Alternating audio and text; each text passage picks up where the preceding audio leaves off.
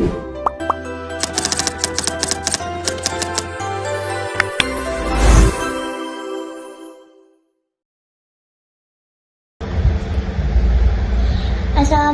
warahmatullahi wabarakatuh.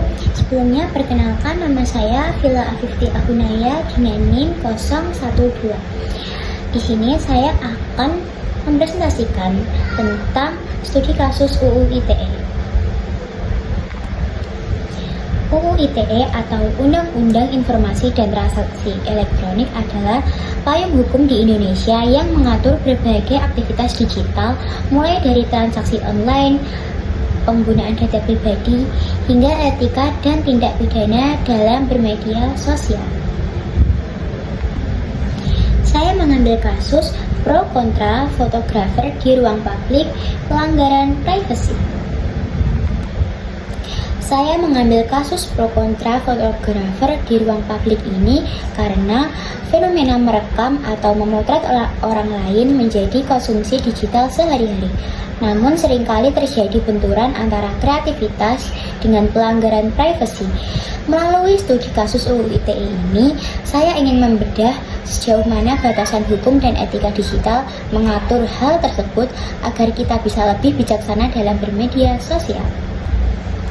Selama jogging, pendiri lembaga pemantau media sosial Drone Empiric itu melihat sesuatu yang tak biasa.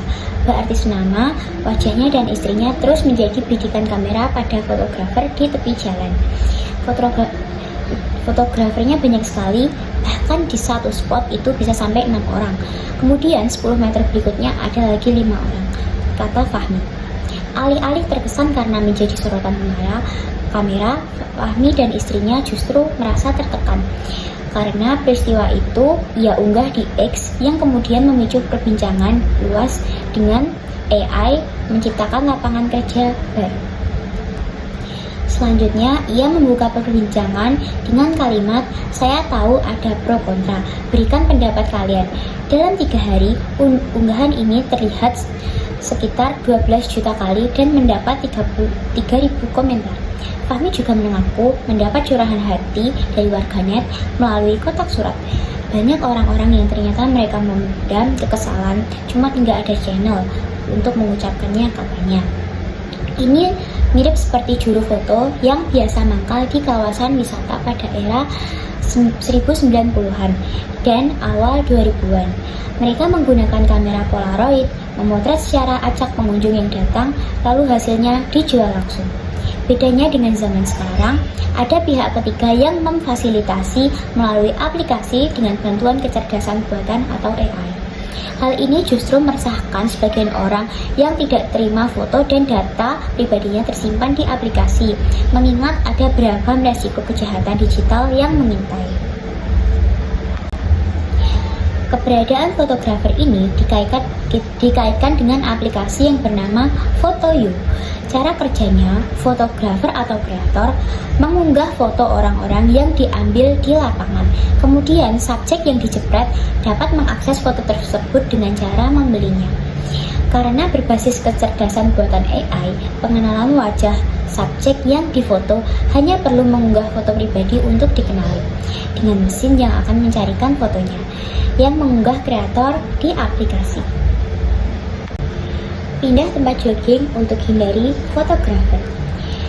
Muskin, warga Jakarta, ikut merespon cuitan Ismail Fahmi yang memulai perbincangan mengenai fotografer di ruang publik. Sudah sebulan terakhir, Muskin meninggalkan Car Free Day Jakarta Eco Park di Tepek dan kawasan Gelora Bung Karno sebagai tempat jogging. Alasannya, 3 lokasi ini keberadaan fotografer makin menjamur. Apakah ini masuk dalam pelanggaran privasi? Direktur Eksekutif Plastic Policy Works Wahyudi Jafar mengatakan fenomena pemotretan tanpa persetujuan subjek yang ada di ruang publik sebagai privacy violation atau pelanggaran terhadap privasi. Foto wajah merupakan data pribadi yang jenisnya bersifat spesifik. Ia setara privasinya dengan informasi kesehatan, data genetika, catatan kesehatan, dan data keuangan pribadi. Menurut Undang-Undang Perlindungan Data Pribadi, regulasi ini, pihak ketiga atau pengendali data pribadi dapat melakukan proses data spesifik umum dari seseorang, tapi syaratnya secara sah hukum dan transparan. Transparan mengacu pada pemrosesan data pribadi dilakukan dengan memastikan subjek telah mengetahui data pribadi yang diproses dan bagaimana hal tersebut bisa diproses. Setiap informasi dan komunikasi yang berkaitan dengan pemrosesan data pribadinya harus mudah diakses dan dipahami dengan menggunakan bahasa yang jelas. Dalam Undang-Undang PDP juga diatur secara umum mengenai larangan dalam penggunaan data pribadi.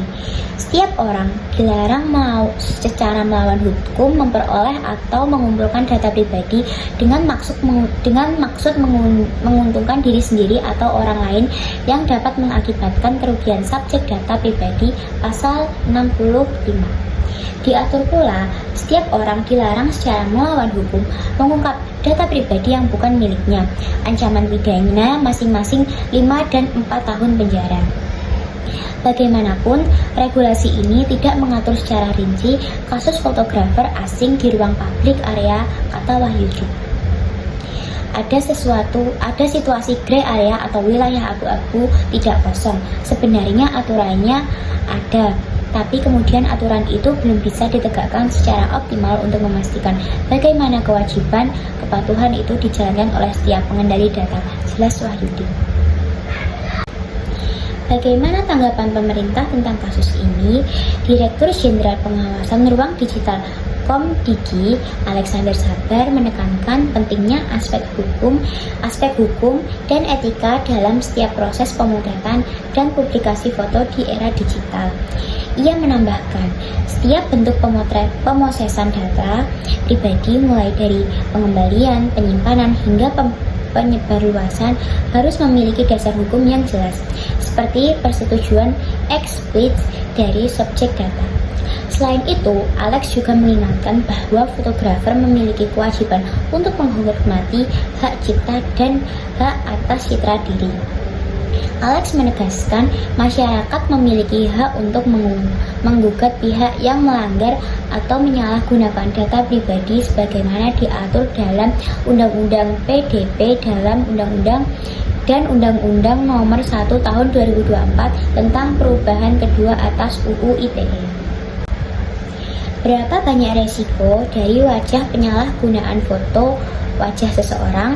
Yang pertama, akun bodong. Pembuatan akun palsu di media sosial, aplikasi kencan, atau marketplace, pelaku bisa saja menggunakan wajah seseorang untuk melakukan penipuan. Yang kedua, adanya dokumen palsu. Wajah Anda bisa digunakan membuat dokumen palsu, misalnya KTP digital, SIM, atau identitas lain. Yang ketiga, menipu pihak ketiga. Beberapa kasus pinjaman sosial atau pinjol ilegal di Indonesia menggunakan foto wajah yang diambil secara acak di internet. Apesnya jika foto Anda ada di antaranya, itu bisa pelaku menggunakan pemerasan ancaman seperti penipuan terhadap anggota keluarga. Dengan AI generatif, wajah seseorang bisa ditempelkan pada tubuh orang lain untuk menipu, beriklan, bahkan dijadikan fantasi atau pornografi.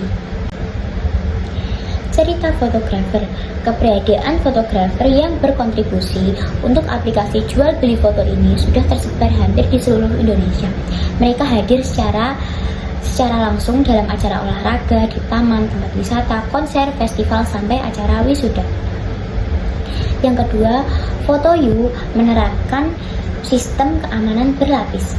Pihak FotoYou menegaskan melalui platformnya, hanya pemilik wajah terverifikasi yang dapat mengakses dan menebus dokumentasi mereka sendiri.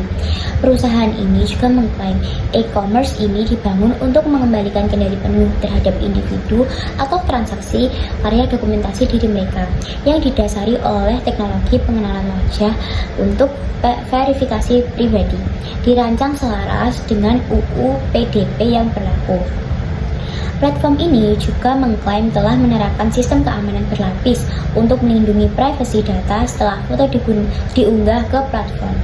Lapisan teknologi yang dimaksud meliputi persetujuan eksplisit dari pengguna, verifikasi ketat, rekam jejak digital, serta apa yang disebut sebagai manajemen dokumentasi atau ultra privat.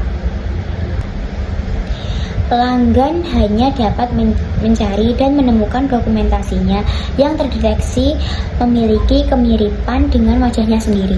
Pemilik wajah bertindak sebagai human in the loop atau pengawas manusia dengan kontrol penuh mencari dan mengatur akurasi tertulis foto you. Kembali ke Musin yang mengatakan beberapa kali dipotret saat jogging di ruang publik.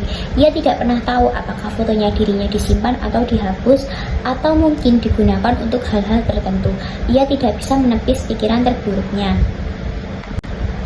Kesimpulan dari kasus yang saya ambil adalah kebebasan berekspresi fotografer di ruang publik kini berbenturan erat dengan hak privasi individu. Kehadiran aplikasi komersial berbasis AI seperti FotoYou menuntut adanya batasan etika yang ketat dan kepatuhan hukum terhadap UU PDP, di mana persetujuan konsen dari subjek foto wajib menjadi prioritas sebelum foto tersebut disebarluaskan atau diperjualbelikan. Demikian presentasi penjelasan saya dengan kasus FotoYou. Apabila saya ada kesalahan kata, saya mohon maaf. Wassalamualaikum warahmatullahi wabarakatuh.